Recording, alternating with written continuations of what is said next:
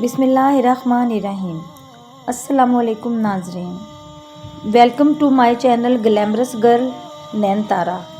آج ہم دوڑنے والے پتھر کا واقعہ بیان کریں گے۔ یہ پتھر 1 ہاتھ لمبا اور 1 ہاتھ چوڑا چوکور پتھر تھا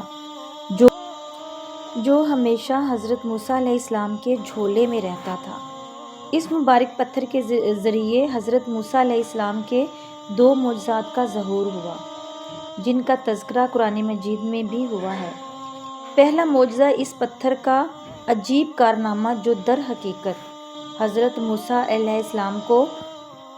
معجزہ تھا، وہ اس پتھر کی دانشمندانہ لمبی دوڑ ہے، اور یہی معجزہ اس پتھر کے ملنے کی تاریخ ہے۔ اس کا مفصل واقعہ یہ ہے کہ بنی اسرائیل کا یہ عام دستور تھا کہ وہ بالکل ننگے بدن ہو کر مجمع عام میں غسل کیا کرتے تھے، مگر حضرت موسیٰ علیہ السلام جبکہ اسی قوم کے ایک فرد تھے اور اسی ماحول میں پلے بڑھے تھے، لیکن خداوند قدوس نے ان کو نبوت اور رسالت کی عظمتوں سے سرفراز فرمایا تھا۔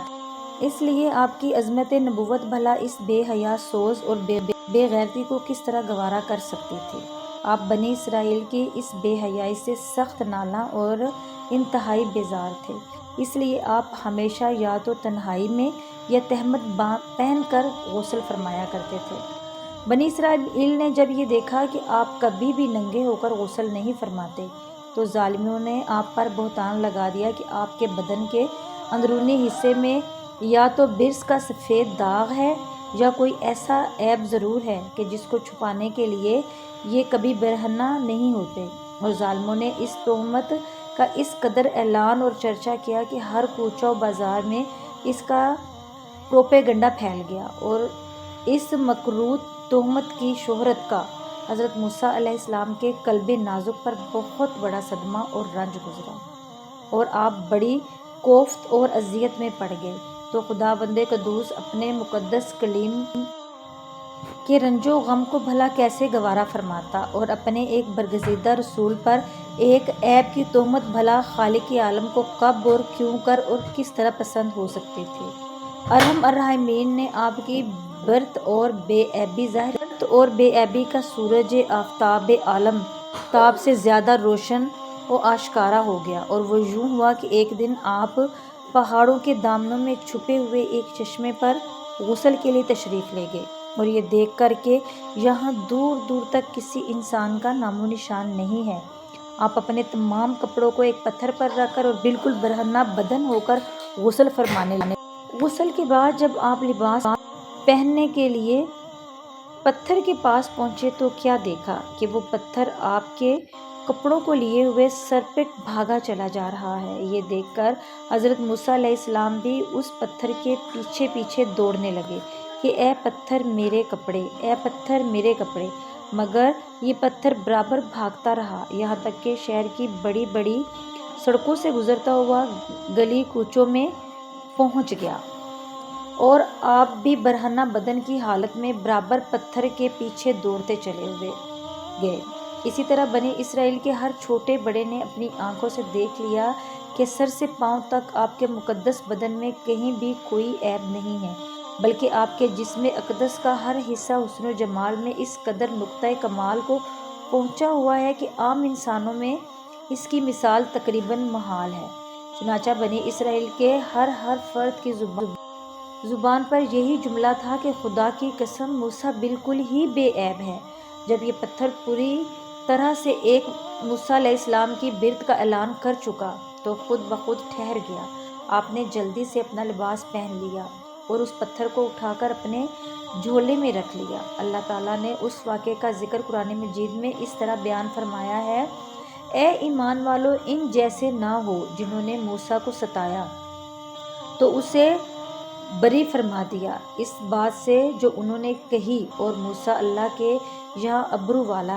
والا ہے۔ دوسرا معجزہ میدان طیہ میں اسے پتھر پر حضرت موسیٰ علیہ السلام نے اپنا عصا مار دیا تھا تو اس میں سے 12 چشمے جاری ہو گئے تھے، جس کے پانی کو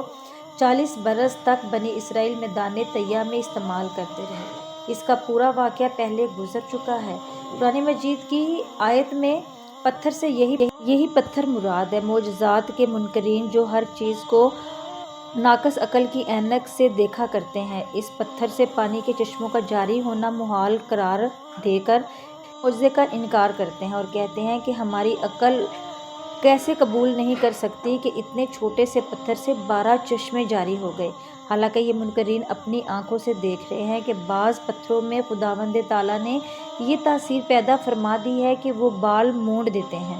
بعض پتھروں کا یہ اثر ہے کہ وہ سرکہ کو تیز اور ترش بنا دیتے ہیں، اور بعض پتھروں کی یہ خاصیت ہے کہ وہ لوہے کو دور سے کھینچ لیتے ہیں۔ بعض پتھروں سے موذی جانور بھاگ جاتے ہیں، بعض پتھروں سے جانوروں کا زہر اتر جاتا ہے، بعض پتھر دل کی دھڑکن کے لیے تریاک ہیں، بعض پتھروں کو نہ آگ جلا سکتی ہے نہ گرم کر سکتی ہے، بعض پتھروں سے آگ نکل پڑتی ہے، بعض پتھروں سے آتش فشاں پھٹ پڑتا ہے۔ تو جب خداوند قدوس نے پتھروں میں قسم قسم کے اثرات پیدا فرما دیے ہیں تو پھر اس میں کون سی خلاف عقل اور محال بات ہے کہ حضرت موسیٰ علیہ السلام کے اس پتھر میں اللہ تعالیٰ نے یہ اثر بخش دیا اور اس میں یہ خاصیت عطا فرما دی کہ وہ زمین کے اندر سے پانی بسم کر کے چشموں کی شکل میں باہر نکالتا رہے، یا اس پتھر میں یہ تاثیر ہو کہ جو ہوا اس پتھر سے ٹکراتی ہو وہ پانی بن کر مسلسل بہتی رہے۔ یہ خداوند قادر و قدیر کی قدرت سے برگزید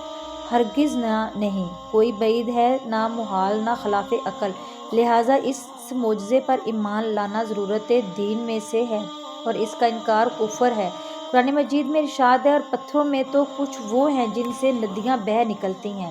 اور کچھ وہ ہیں جو پھٹ جاتے ہیں تو ان سے پانی نکلتا ہے، اور کچھ وہ ہیں کہ اللہ کے ڈر سے گر پڑتے ہیں۔ بہرحال پتھروں سے پانی نکلنا یہ روزانہ کا چشم دید مشاہدہ ہے، تو پھر بھلا حضرت موسیٰ علیہ السلام کے